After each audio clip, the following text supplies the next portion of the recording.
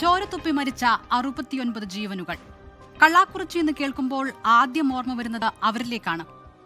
വിഷമദ്യ ദുരന്തത്തിന്റെ കണ്ണീരും കയ്പും ഇന്നും മാറാത്ത കരുണാപുരം.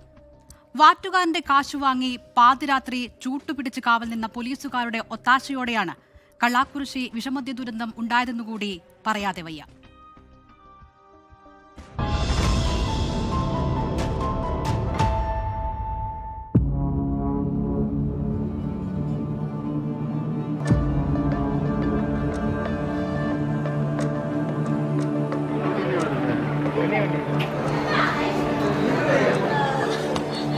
ஐயா எங்களுக்கு ஆள் இல்லை.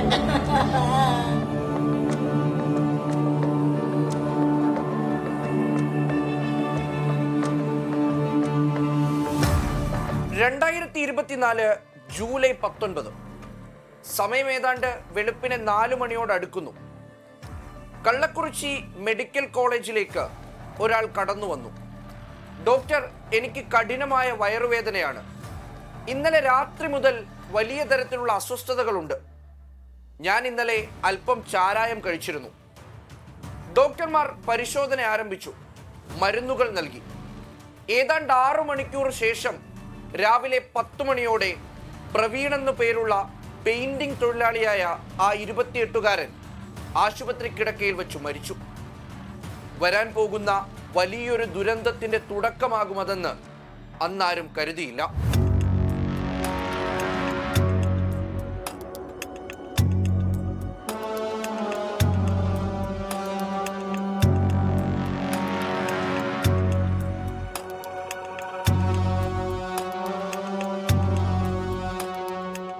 കള്ളക്കുറിച്ചി വിഷമദ്യ ദുരന്തത്തെക്കുറിച്ച് തന്നെയാണ് പറഞ്ഞു വന്നത്. പല ജില്ലകളിൽ നിന്നുള്ള 69 ജീവനുകളെടുത്ത മനുഷ്യനിർമ്മിത ദുരന്തം. കരുണാപുരം എന്ന ഗ്രാമത്തെ കുപ്രസിദ്ധമാക്കി മാറ്റിയ കറുത്ത അധ്യായം. പ്രവീണിന്റെ മരണത്തിന് പിറ്റേ ദിവസം മുതൽ പല ആശുപത്രികളിലായി വയറിളക്കവും ഛർദിയും ബാധിച്ച് പലരും ചികിത്സയ്ക്കെത്തി.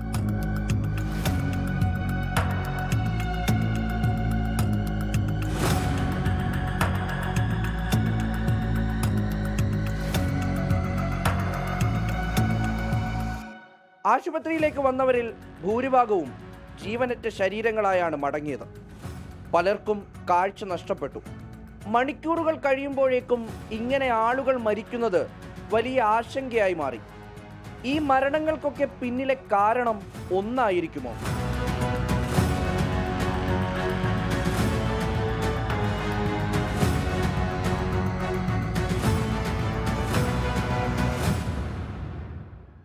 ஒரு 12 பேருக்கு சார் எங்கள் தெருவில் ஒரு 12 பேர் மேலே தான் இருக்கும். முதல்ல இந்த சாராய கடை ஒழிக்கணும்.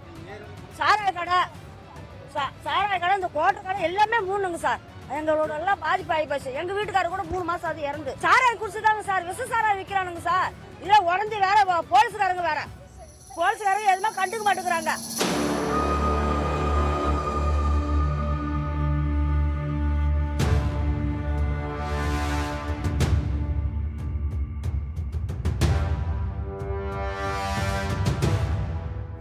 ആ സംശയം ശരിയായിരുന്നു.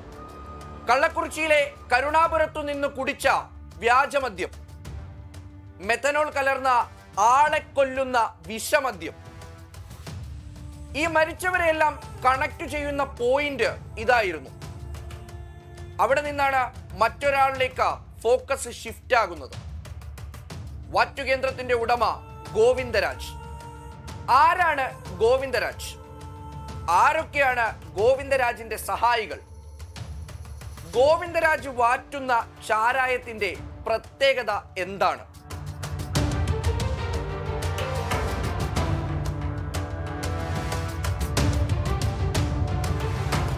വ്യാജവാറ്റ് സംഘങ്ങളുടെ താവളമായ പ്രദേശമായിരുന്നു കൽവരായൻ മല.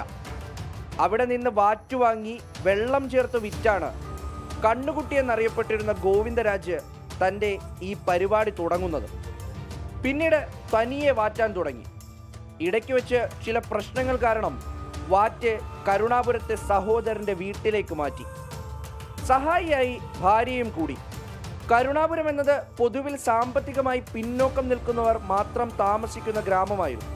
ഗോവിന്ദരാജിൻ്റെ ബിസിനസ് ബുദ്ധിയാണ് അദ്ദേഹത്തിന്റെ വാറ്റ് കേന്ദ്രം ഇങ്ങോട്ടേക്ക് മാറ്റാനുള്ള തീരുമാനത്തിനു പിന്നിൽ ஜெனரேஷனா அவங்க வித்துட்டு தான் இருக்காங்க.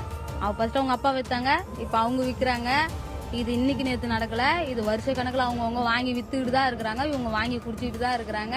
இதை வந்து போலீஸ்காரங்களும் பார்க்குறாங்க, வந்து பார்க்குறாங்க, அவங்க காசு வாங்குறாங்க, வாங்கிட்டு வந்த வழியாக பார்த்துட்டு போயிடுறாங்க. யாரும் வந்து இங்கே வந்து அதை ஏன் விற்கிறீங்கன்னு கேட்கல. ஏன் வாங்கி நீங்கள் விற்கிறதுனால எல்லாரும் வாங்கி குடிச்சிட்டு அவங்கவுங்க உயிர் போகுதுன்னு யாரும் பேசவும் இல்லை. வராங்க, மாமூல் வாங்குறாங்க, வாங்கிட்டு அவங்கவுங்க வேலையை பார்த்துட்டு அவங்கவுங்க போயிடுறாங்க.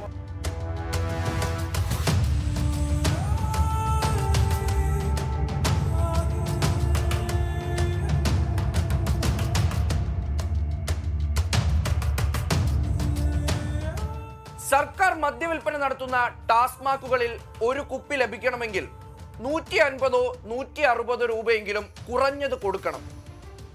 അവിടെയാണ് ഗോവിന്ദരാജ് 50 രൂപയ്ക്കും 60 രൂപയ്ക്കുമൊക്കെ ചാരായം വിൽപ്പന നടത്തി തുടങ്ങിയത്. നിത്യേനെ 300 രൂപ മാത്രം വരുമാനമുള്ള സാധാരണ തൊഴിലുകളൊക്കെ ചെയ്തിരുന്ന അവിടുത്തെ ആളുകൾ പെട്ടെന്ന് ഗോവിന്ദരാജിലേക്ക് അടുത്തു. കരുണാപുരത്തെ പുരുഷന്മാർ മാത്രമല്ല, സ്ത്രീകൾ ഉൾപ്പെടെ ഗോവിന്ദരാജിൽ നിന്ന് ദിവസവും ചാരായം വാങ്ങി തുടങ്ങി. മാത്രമല്ല, മറ്റ് കുറച്ച് പ്രത്യേകതകൾ കൂടി അവിടെ ഉണ്ടായിരുന്നു. ടാസ്മാക്കിൽ രാത്രി 10 മണിക്ക് ശേഷം മദ്യം ലഭിക്കില്ല. കുറേ നേരം ക്യൂ നിൽക്കേണ്ടതായി വരും. കടം പറയാനാകില്ല. അവിടെയാണ് ഗോവിന്ദരാജിന്റെ വീട്ടിലേക്ക് എത്തിയാൽ ഏതു സമയവും നിങ്ങൾക്ക് ചാരായം ലഭിക്കും. കുറച്ച് പൈസ കുറഞ്ഞാലും അത് പിന്നീട് കൊടുത്താൽ മതി. ഇതൊക്കെയും തന്നെയല്ല, അതിനപ്പുറത്തേക്ക് ഗോവിന്ദരാജ് വാറ്റുന്ന ചാരായത്തിന് ഒരു പ്രത്യേക രുചിയാണെന്ന് പറഞ്ഞിരുന്നവർ പോലുമുണ്ട്.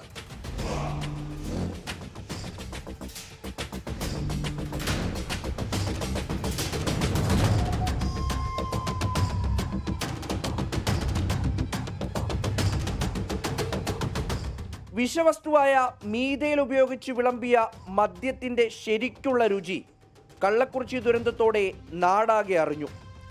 ഞെട്ടിക്കുന്ന മറ്റൊന്നുകൂടി പറയാം. കരുണാപുരത്തെ പോലീസ് സ്റ്റേഷൻ ഇരിക്കുന്നത് ഈ വ്യാജവാറ്റ് കേന്ദ്രത്തിന്റെ മൂക്കിൻ തുമ്പിലാണ്.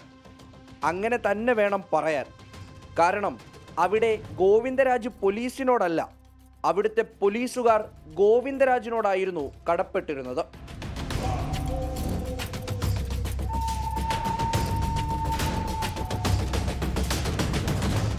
சாராயம் வித்தாங்கல்ல, அங்க வந்தாங்க.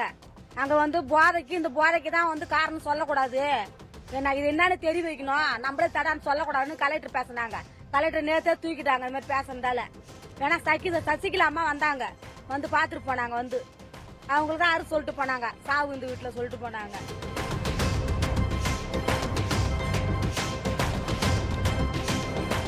ഗോവിന്ദരാജിനെതിരെ ഒരു പരാതി ഉയർന്നാൽ അയാളുടെ മാസപ്പടി വാങ്ങുന്ന പോലീസ് അത് അപ്പോഴേ മുക്കും. പരാതിക്കാരെ ഗോവിന്ദരാജിന് കാട്ടിക്കൊടുക്കും. പരാതിക്കാരൻ കൂടുതൽ പ്രശ്നമുണ്ടാക്കിയാൽ 2 ഡമ്മി പ്രതികളെ അറസ്റ്റ് ചെയ്യും. കള്ളക്കുറിച്ചി ദുരന്തത്തിൽ ആദ്യ പ്രതി പോലീസ് തന്നെയാണെന്ന് പറയേണ്ടി വരും. ദുരന്തത്തിന് പിന്നാലെ സർക്കാർ കേസ് CBCIDക്ക് കൈമാറി. ഗോവിന്ദരാജും ഭാര്യ വിജയയും സഹോദരൻ ദാമോദരനുമടക്കം 21 പേർ പിടിയിലായി. ദാമോദരന് പുതുച്ചേരിയിൽ നിന്ന് മെഥനോൾ എത്തിച്ചു നൽകിയ ചിന്നദുരൈ ഉൾപ്പെടെയുള്ളവർ ഇക്കൂട്ടത്തിലുണ്ട്. പതിറ്റാണ്ടുകളായി വാറ്റുചാരായ ശൃംഖലകളെ നിയന്ത്രിക്കുന്നയാളാണ് ചിന്നദുരൈ. എന്തായാലും വിവിധ ഹർജികൾ പരിഗണിച്ച് മദ്രാസ് ഹൈക്കോടതി കേസ് CBIക്ക് കൈമാറിയിട്ടുണ്ട്.